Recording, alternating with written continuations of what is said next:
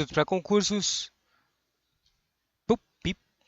Para a LESP, Direito Constitucional. Sobre gerações dos direitos fundamentais. Uma coisa que eu estudei faz muito tempo e não lembro mais de direito.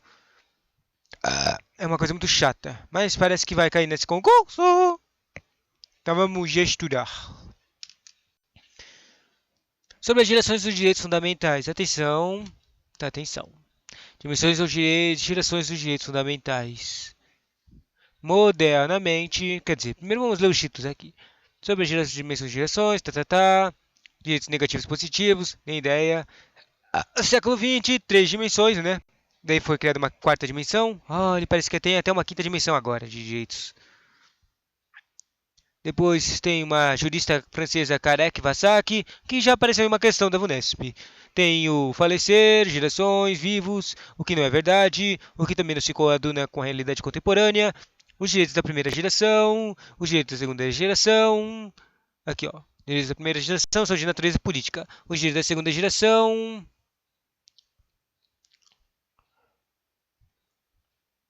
são de direitos de igualdade em sentido material. E os direitos de terceira geração são sobre índole coletiva. Volta, deixa eu pensar um pouco. Política, igualdade e coletiva na terceira dimensão. Foi um cara, tem reflexões do cara chamado Roberto Nobibio. Não, o Roberto Bobia é da quarta geração. A quarta geração é de pluralismo político e democracia. A globalização, né? E a quinta dimensão é de um cara chamado Paulo Bonavidas, direito de paz. Ou seja, a primeira é 5, né? Droga. Mas dá pra fazer uma frase, né? Vamos lá. Eu vou fazer um mnemônico disso aqui. Mais fácil de entender. 1, 2, 3, 4, 5. Daí o quinto é a paz. O quarto é a democracia, que significa democracia, que significa pluralidade política. Pluralidade política. Política.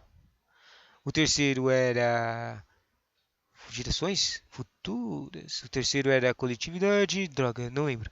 Vamos voltar de novo. Próximo. O terceiro era pertencer a um grupo indeterminado de pessoas. Direitos de índole coletiva e difusa. Como é que eu digo isso? Direito à comunicação, direito à humanidade, patrimônio comum. Bom, o direito da coletividade, o terceiro da coletividade. Ou seja, quando os caras viram globalizados e vira todo mundo, é importante para todo mundo. Mas as ações de um país afetam os outros, né? Daí o segundo fala da igualdade. Igualdade. E o terceiro fala do bem-estar social, quer dizer, o primeiro fala da natureza política.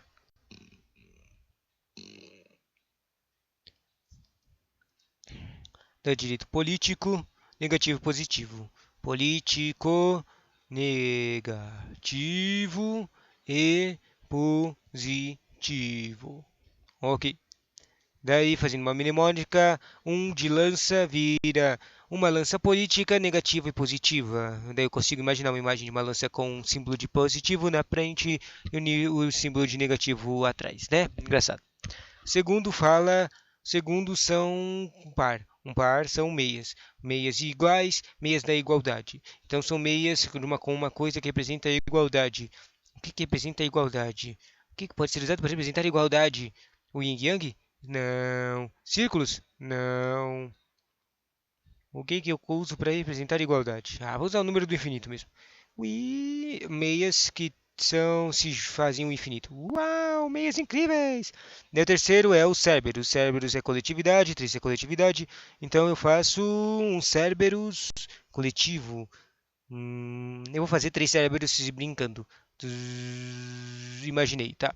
Quarto é. O que é quarto mesmo? É carro. Carro de 4 rodas, né? Droga, eu acho que tem que ter alguma coisa melhor para ser um 4. Bom, daí o quarto é a democracia e o pluralismo político. Ou seja, tem que ter 4 democracias e políticas batendo uma na outra. Bom, fácil, né? Só pensar isso aqui, nem preciso de um carro. Não, faz carro é melhor. Eu vou fazer 4 direções, 4 carros. Olha, eu acho que dá para usar as direções, né, para representar 4 também, né? Bom, Quatro carros em quatro direções indo contra um contra o outro. Um é o cara brasileiro, um é o cara comunista, um é o cara fascista, um é o cara fake news. Bom, se bateram e esse é o democracia e pluralismo político. Legal.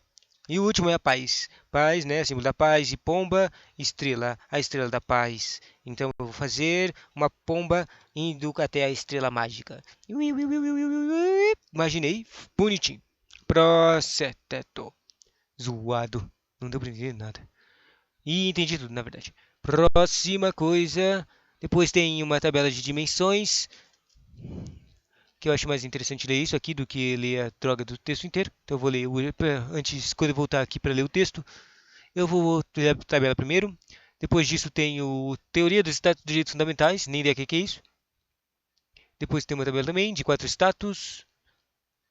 Direitos fundamentais como direitos de prestações em sentido amplo, direitos de prestações em sentido estrito, direitos de prestações em sentido estrito, dimensão subjetiva, dimensão objetiva, tantas dimensões, tantas coisas. Eficácia radiante dos direitos fundamentais, poder legislativo, dimensão subjetiva e outros status, passivo, negativo, positivo, ativo, um cara de defesa, tinha um cara chamado Gilberto Zalexus, depois tem um cara, depois, o que é isso aqui?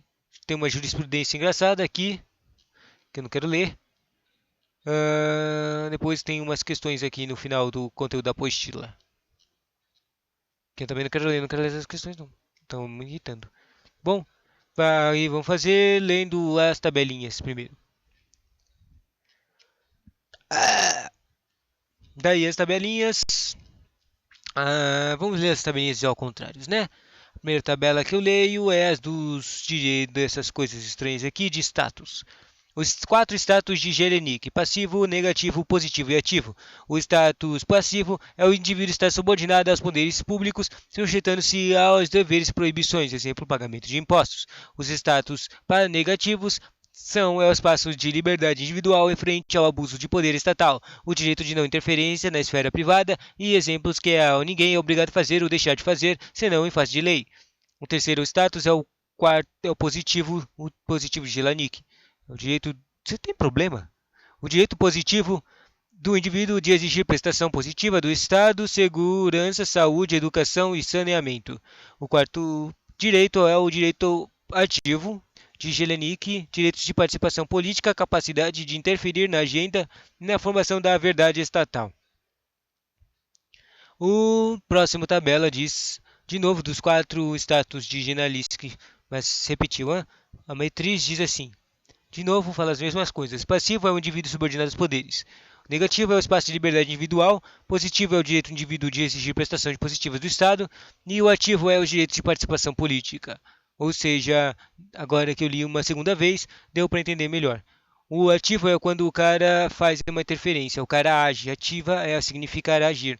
É um direito de participação política, uma capacidade de interferir na agenda de uma formação de vontade estatal. Agir, virar candidato, participar da troças. O positivo é um direito que ele ganha. É o direito de exigir prestações positivas do Estado. Um direito que o Estado dá para ele, ele tem o direito de exigir eles. Ou seja, é um direito que você ganhou. É uma coisa, um valor que você tem para você pedir. Você quer a segurança, educação. Tem o negativo, ele é uma coisa que eu não entendi ainda. Espaço de liberdade individual frente ao abuso de poder estatal. Ou seja, é o direito de se defender, é o direito negativo. E também é o direito de fazer a sua vontade perante as coisas que não são proibidas pela lei, né? Não faz, quer dizer, o direito de se proteger contra ilegalidades e coisas que não podem te obrigar a fazer senão perante de lei. E o quarto e passivo é estar subordinado aos poderes públicos, sujeitando-se a deveres e proibições. Exemplo, pagamentos de impostos. O passivo são coisas obrigadas, né? Interessante essa coisa de passivo que você pode se concentrar com as coisas de contabilidade passiva, que são coisas, obrigações que a pessoa fala. Ou seja, passivo significa, você pode falar usar o sinônimo de obrigações, né? E agora a tabela das gerações de dimensões, coisas contrárias. Também vou ler, antes de ler o resto do texto, eu vou ler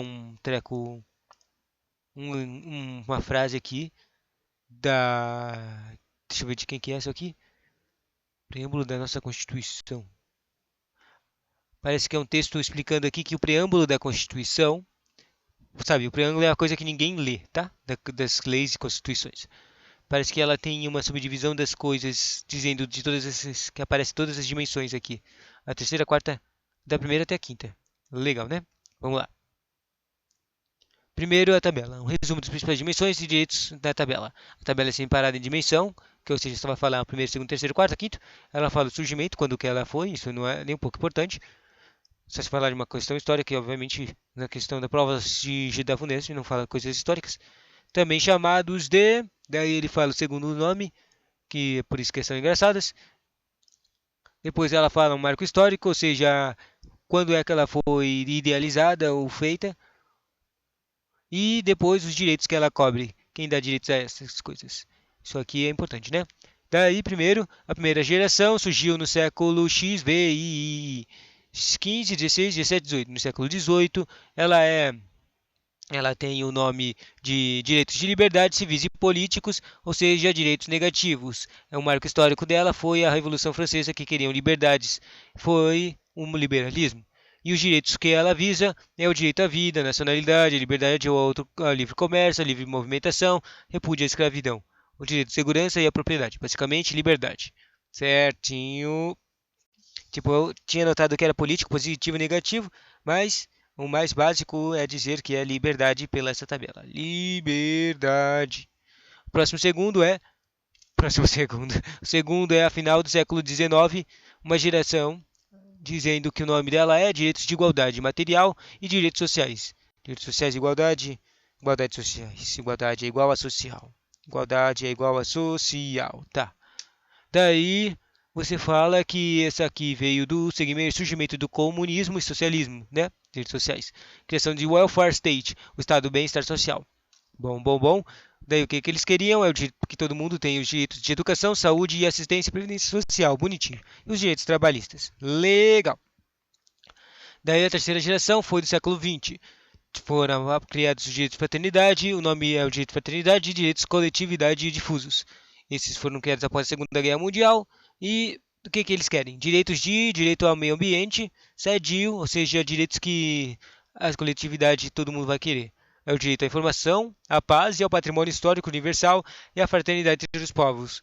Foi idealizado por um cara chamado Karl Vasak, ou seja, basicamente o direito da terceira geração é o direito de globalização, é o direito que todo mundo se dá bem, né? Tipo, a gente não, já quase destruiu o mundo na Segunda Guerra Mundial, a gente não quer destruir mais não, né? A gente quer ser uma coletividade legalzinha, todo mundo se ama. Mas, obviamente, ninguém se ama no mundo, né? Brincadeira. Quarta geração, daí é a geração da globalização. O direito foi criado no século XX, né? Direitos, foi dos direitos da democracia e a pluralidade e o respeito às minorias. Respeito às minorias. Ou seja, o direito à globalização. Basicamente, é o carinha que tenta proteger, ajudar o mundo inteiro, as necessidades, os outros lugares do globo que estão com problemas. Mas, apesar disso, não acontece de verdade. Até os interesses políticos e econômicos são mais. Para todo mundo é mais importante, né? A maldade. Próxima questão: quinta geração. Essa aqui veio do paz. É o direito do século XXI, ainda da globalização. O que, que ele quer é o direito à paz e a axioma de democracia participativa e o direito supremo da humanidade, segundo Paulo Bonavides. Legal. Agora lendo a frasezinha do preâmbulo da Constituição.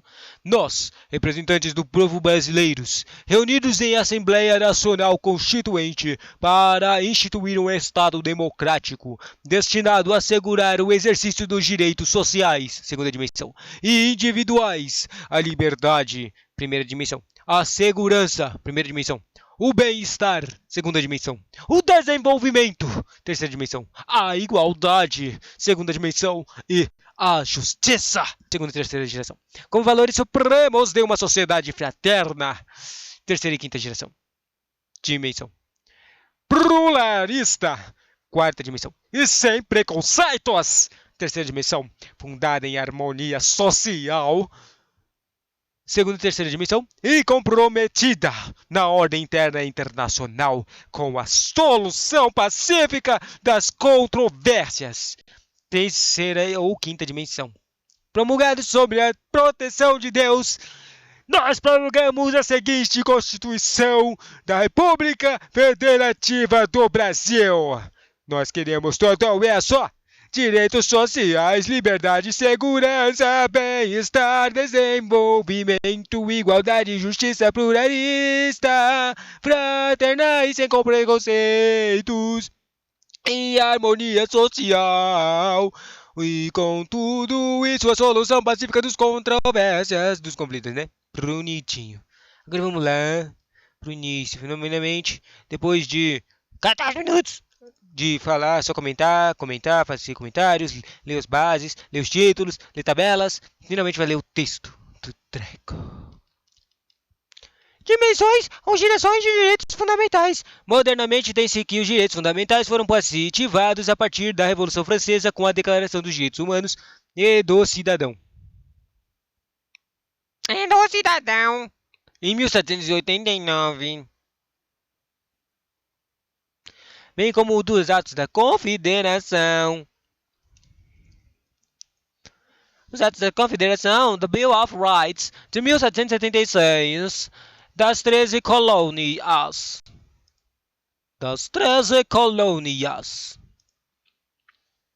Americanas que declaram independência da coroa britânica. A partir daí, surgiram as constituições liberais do século XVI, XVIII e XIX. Tais direitos índole liberal podem também ser chamados de direitos negativos, a exemplo do direito à vida, à liberdade, à propriedade, à liberdade e à expressão, dentre outros. Também chamadas de direitos de primeira geração ou primeira dimensão. Somente no século XX, com o surgimento do Estado Social, passa-se a exigir uma atitude comissiva positiva do Estado, uma atuação estatal em favor de bem-estar do indivíduo. Com isso, podemos classificar basicamente os direitos fundamentais em três dimensões. O termo geração está ultrapassado, mas ainda é encontrada em algumas provas, muito embora a moderna doutrina consista também numa quarta e quinta dimensão de direitos, conforme veremos, e que mais raramente aparecem em prova. Essa divisão de dimensões ou gerações de direitos foi estabelecida originalmente pelo jurista francês Karel Vassak em 1977 e tem função principal principalmente didática. Algumas críticas a este modelo afirmam que ele pode levar à dedução errônea de que as gerações de direitos humanos mais jovens substituirão a geração mais antiga, condenando-a a falecer, o que não é verdade, pois as dimensões se interpõem e coexistem progressivamente, evoluindo juntos. À medida que estes direitos vão sendo estabelecidos, por outro lado, poderia levar a crer que só as garantias da primeira geração estabelecem direitos exigíveis juridicamente pelos indivíduos, os da liberdade, sabe? Daí, enquanto os direitos da segunda geração meramente contariam com certas obrigações realizadas progressivamente pelos estados. Ou seja, quanto mais o estado crescer, mais essas coisas poderiam aparecer e serem usadas de direitos, né? Mas não poderiam ser reclamadas, o que também são de coaduna com a realidade contemporânea desses direitos, inclusive à luz da ordinária jurisprudência do STF. Os direitos da primeira dimensão aparecem a partir do surgimento do Estado liberal e consolidam ao final do século XVIII, a partir da Revolução Francesa, da Constituição dos Estados Unidos da América e da própria Constituição da França. Essa dimensão outorga forte proeminência ao indivíduo, à livre iniciativa e às liberdades individuais. A partir daí passam a ser asseguradas certos direitos e atos de liberdade, ou seja, o direito de não interferência do Estado à vida privada das pessoas, e englobam basicamente os direitos civis e políticos, também chamados de direitos negativos, obrigados a não fazer do Estado. O Estado deveria existir para assegurar a propriedade de segurança livre, o livre comércio e a livre movimentação das pessoas. Como decorrência disso, devem ser assegurados os direitos à vida, à honra, à nacionalidade e de não ser submetido à escravidão, enfim, à liberdade. A liberdade. Os direitos da primeira dimensão compreendem os de natureza civil, que são a propriedade, segurança, vida e comércio, e os de liberdades políticas, que são o direito de participação popular, direito a voto e plebiscito, considerados o certo da natureza, os direitos de natureza política. Depois, os direitos de segunda dimensão falam que, com o passar do tempo, visto que o Estado liberal e o livre mercado não se mostravam suficientes para assegurar um mínimo de existência a todos os indivíduos, deixando à margem do progresso milhões de pessoas que viviam com condições de absoluta miséria e escravidão. Isso levou a diversas revoluções e protestos, dentre elas a Revolução Comunista em 1948. Engraçado isso aqui. Também a invasão do socialismo e do comunismo no final do século XIX, A verdade é que o comunismo e o socialismo não é exatamente ruim, não, tá? Não é maldade. Bom, mas é a explicação, né? Explicação que criam.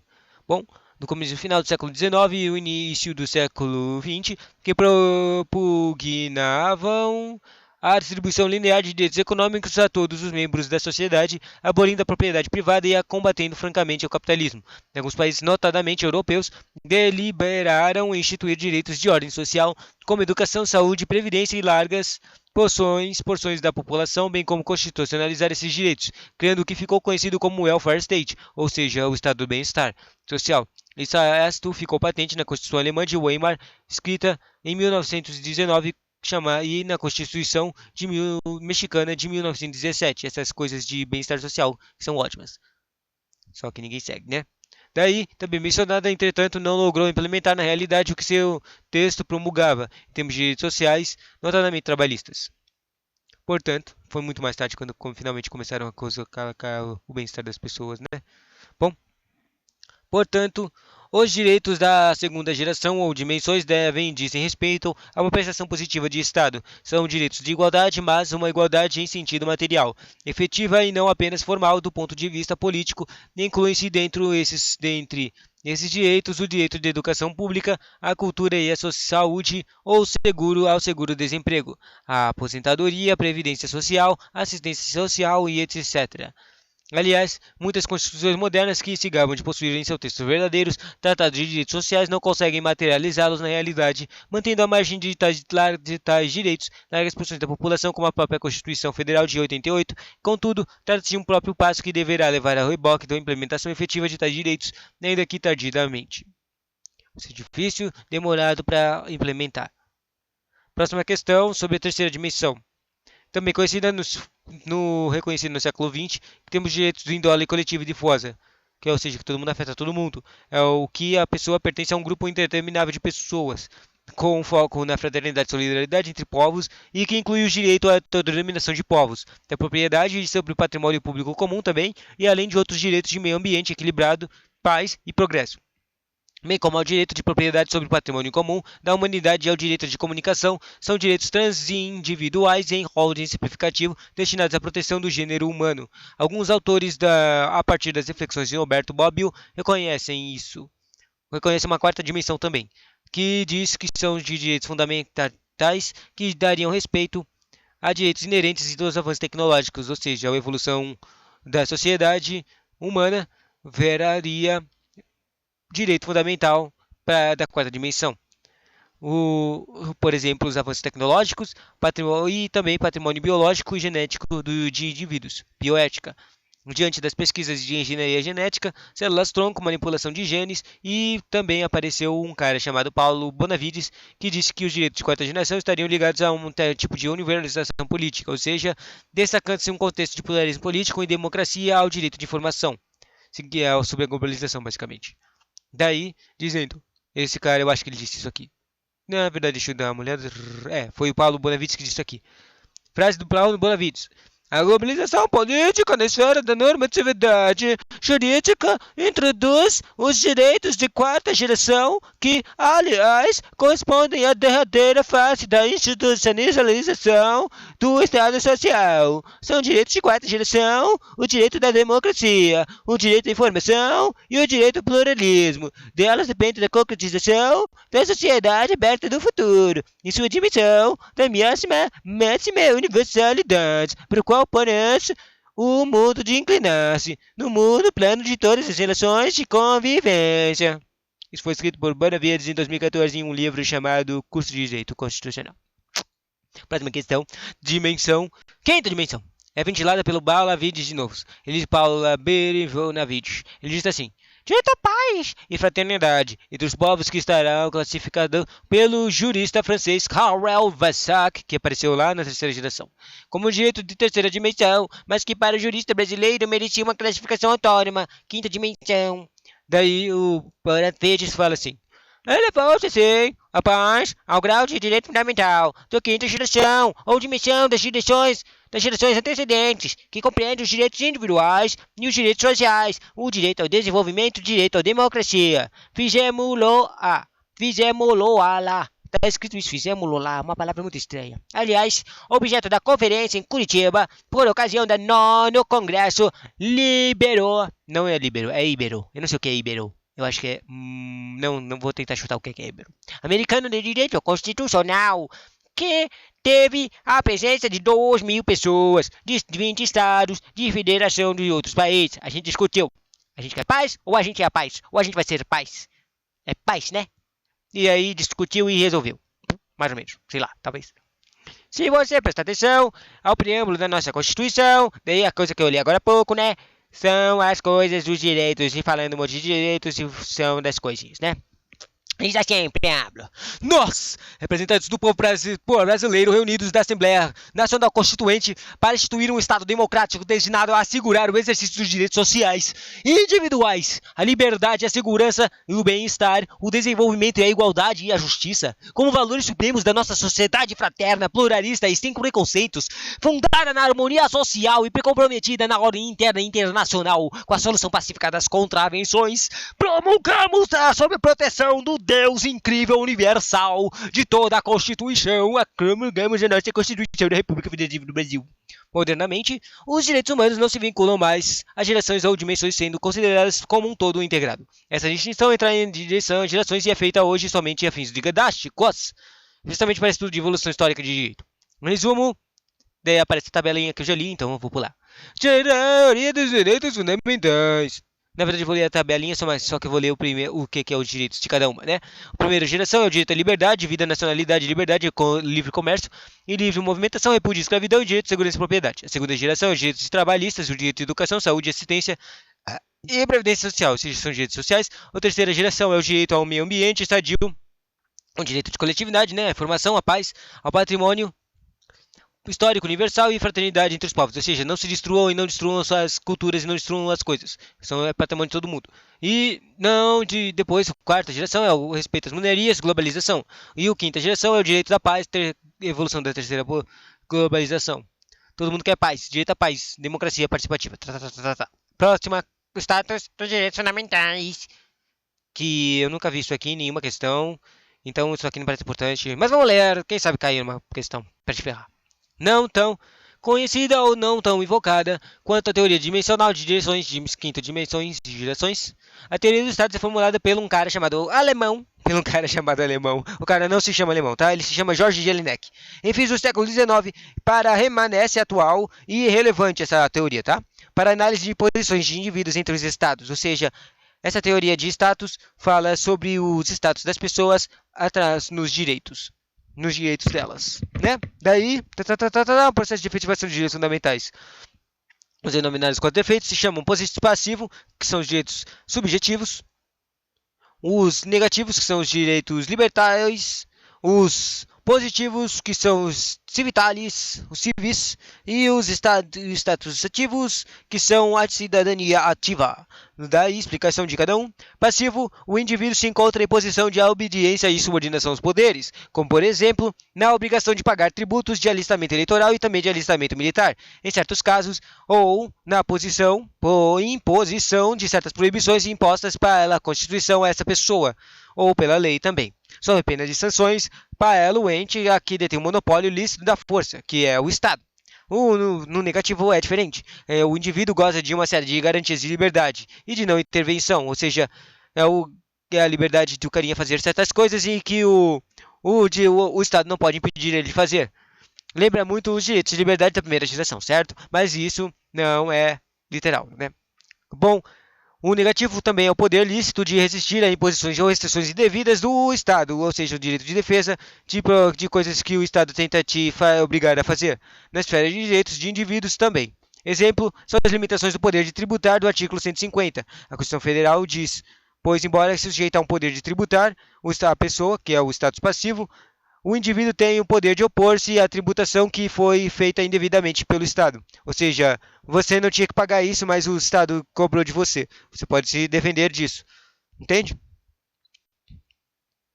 Daí ele fala que a autoridade do Estado se exerce sobre homens livres. Isso é o status negativo. Sobre o Estado positivo, diz respeito às obrigações do Estado com os indivíduos e os direitos de exigir poderes públicos a prestações positivas, ou seja, as promessas do é o direito do indivíduo para exigir que o Estado faça as coisas que ele prometeu fazer, né? Tipo contabilidade e de controle externo e políticas, né? Daí, diz respeito às obrigações do Estado com os indivíduos e os direitos de exigir os poderes públicos de prestações positivas a seu favor. Podemos que identificar de direitos de segunda dimensão, caráter social, direitos de educação, igualdade material, tá. Aqui ocorrem os embates sobre quais os limites dessa prestação. Teoria de financiamento pessoal acessível, financeiramente possível ou quais as garantias mínimas que podem ser exigidas, tipo o mínimo existencial, teoria de limites dos limites, que será estudada adiante. E última questão de teoria e status é o ativo. Mais fácil, né? É a coisa que o próprio carinha faz. A ação das pessoas, né? Ativar remédios constitucionais, votar e ser votado. Assim, ó. O indivíduo reveste-se de prerrogativas para influenciar na formação da agenda política e de vontade estatal, seja por meio de voto direto, por plebiscito, referendo ou iniciativa popular, e também do projeto de lei e outros instrumentos que ele pode usar para ser ativo na formação política, né?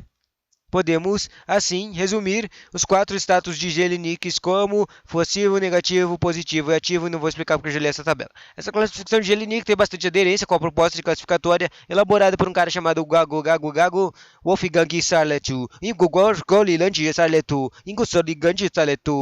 Não tô nem aí pro nome desse cara, é muito confuso. Que também costuma aparecer em sua prova. Aparece em prova isso? Eu nunca vi.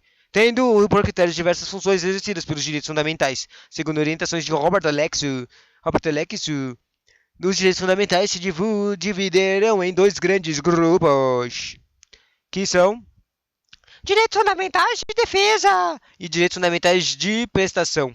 Vamos lá. Os direitos fundamentais de defesa são os direitos fundamentais, como direitos de defesa de Alexei denomina os direitos de ações negativas.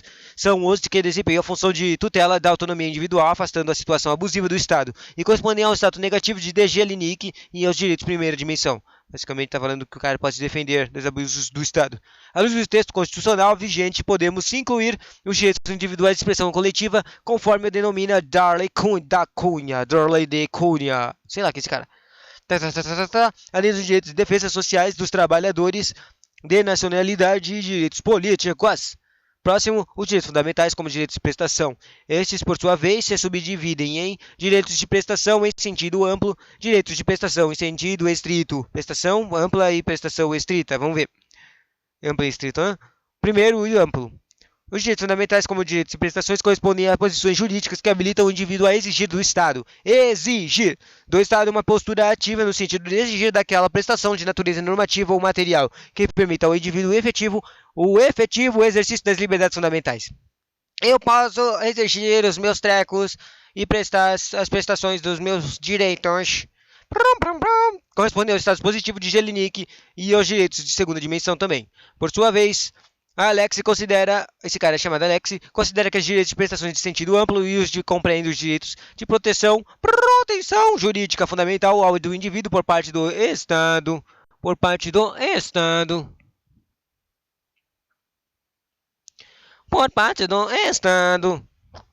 Me perdi, tá? Por parte do Estado, direito de nascituro à vida e à segurança, bem como os direitos de participação na organização e no procedimento direto na acesso à justiça, ampla defesa e contraditório ao juiz natural e à proteção, ou seja, vários direitos para a pessoa fazer a sua defesa dos seus direitos, né? Próxima questão. Próxima questão. Os direitos de prestação de sentido estrito compreendem os direitos sociais, propriamente ditos, que exigem um comportamento ativo do Estado em áreas como educação, saúde, assistência social, cultura, transporte e moradia. Ou seja, o Estado tem que fazer alguma coisa, algum trabalho, para que dê para fazer o treco social direito, né? Daí você vai lá e fala. Atende agora para um assunto que tem visitado provas, tá? Vamos ver. A distinção doutrinária entre dimensão objetiva e subjetiva.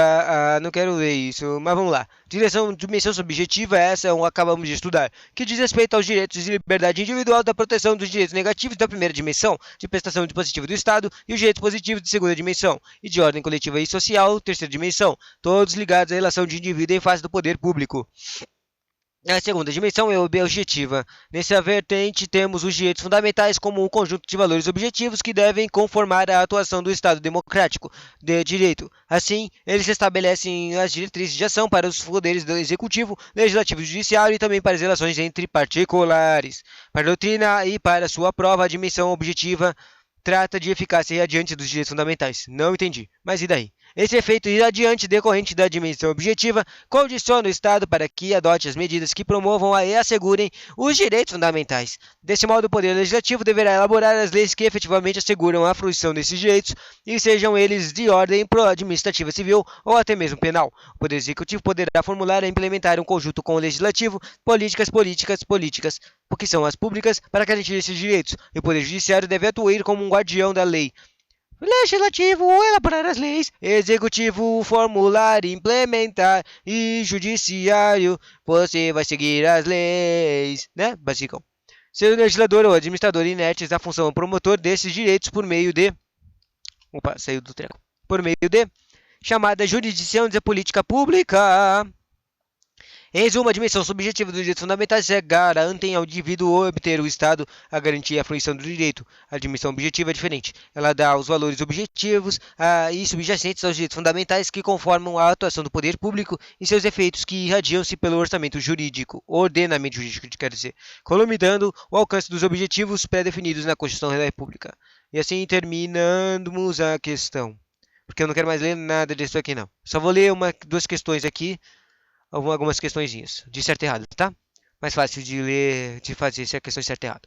De acordo com a teoria de quatro estados de Jelinek, o status negativo consiste na posição de subordinação do indivíduo, status negativo, posição de subordinação do indivíduo aos poderes públicos como detetor de deveres para com o Estado. Assim, o Estado tem competência para vincular o indivíduo por meio de mandamentos e proibições. E eu estou vendo aqui o gabarito errado, mas eu não sei por que está errado. Ou provavelmente está falando que o negativo é ao contrário. Isso aqui deve ser o positivo, né? Parece que esse aqui é o status, não é o negativo, não é positivo. É o status passivo e subjetivo. Loucão, né? Próxima questão. Uma de certo e errado.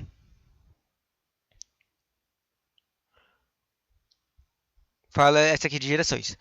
Os direitos humanos da primeira geração foram construídos em oposição ao absolutismo e como liberdade, ou seja, a primeira geração é liberdade, se lembra? Tá certo isso aqui. Como liberdades negativas, eu tinha esquecido que tinha esse nome. Os de segunda geração exigem ações destinadas a ser de efetividade e autonomia dos indivíduos. A autonomia dos indivíduos não era a segunda geração não era tipo uma coletividade? Tipo uns direitos trabalhistas, coisas? Bom, o que autoriza a relacioná-los com o conceito de liberdade positiva e com a igualdade. Aham. Sério que eu não entendi essa. Pra mim, a coisa da segunda geração tava muito confusa. Mas parece que tá certo isso aqui. Próxima questão. Só vamos ver só mais uma questão. Deixa eu ver. É uma questão de. Deixa eu ver qual que eu escolho pra terminar. Uma questão de itens aqui. Tipo, tinha um monte de item, um, dois, três, quatro, e você tinha que julgar as coisinhas. Considere as proposições abaixo, assinale a correta. Daí tinha quarto coisas e você tinha que julgar os certos e errados das questões. A primeiro primeiro errado era só tinha um certo, tá? A primeira o primeiro treco errado era o quarto dizendo: a jurisprudência do STF vem estabelecendo que as normas definidoras dos direitos e garantias fundamentais dotadas de aplicação imediata são apenas aquelas referentes aos direitos individuais previstos no artigo 5. Direitos individuais da República não estão alcançados, portanto, aqueles direitos individuais reconhecidos no seu artigo 7. Isso parece muito errado. Volta aqui. Eu não estou nem entendendo o que está escrito aqui. Jurisprudência, tá. Estabelecer normas definidoras. Quer dizer, eu sei que isso aqui está errado, mas por que está errado? Estabelecendo que as normas definidoras dos direitos e garantias fundamentais dotadas de aplicação imediata. Tá. Normas definidoras de direitos e garantias fundamentais. Aplicação imediata. Tá. né, que é a aplicação de direitos humanos, fundamento do Estado brasileiro, tá? São apenas explicativas referentes aos direitos individuais previstos no artigo 5, ou seja, está falando aqui que as coisas que são imediatas, de aplicação imediatas e normas definidoras, só são as coisas do 5, mas fala que as não fazem no 7. Mas os 7 são os direitos sociais, são outra dimensão e ela é imediata também. É uma coisa extremamente importante para consideração para o Brasil, né? Daí, mas vamos ver se é o que eu entendi, tá, o erro tá certo. O quarto está errado por causa que, pois a jurisprudência diz que a aplicação imediata também às normas de direitos sociais, que são o artigo 7, né? Ou seja, está errado, a gente acertou. Os trabalhadores inseridos no artigo 7, segunda dimensão, né? Que os direitos sociais possuem uma dimensão negativa, defesa e proteção, e uma dimensão positiva, que é direito à prestação. É garantida a aplicabilidade imediata das normas que possuem um conteúdo de defesa e proteção a estes direitos sociais, inclusive os trabalhadores, o que possibilita a sua exigibilidade a exigibilidade integral de juízo não confunda, entretanto, as normas de aplicação imediata com as normas de eficácia plena e ilimitada, pois essa última classificação diz respeito a se a eficácia da norma no plano jurídico depende ou não de norma legal regulamentadora. Se você não deu para entender, basicamente aqui está falando que no inciso 4, nessa coisa de normas definidoras e direitos e garantias fundamentais de aplicação imediata, está falando de defesa, a defesa, basicamente. Ou seja, a pessoa pode fazer ações para proteger os seus direitos. As pessoas podem fazer ações para proteger os seus direitos fundamentais, né? Tem os remédios constitucionais próprios para isso também. Mas os direitos fundamentais do artigo 7, de direitos sociais, de trabalho e outras coisas, obviamente também tem isso aí. É basicamente a coisa de greve. A pessoa ou a proteção dos direitos desse trabalhador através de sindicatos, entendeu? O segundo item, o primeiro item não está aqui, na verdade. Então não sei o que, que o primeiro item devia estar escrito. Mas aqui tem uma explicação por que, que ele está errado. Vamos ver? Na verdade, deixa eu ver se eu acho o outro item.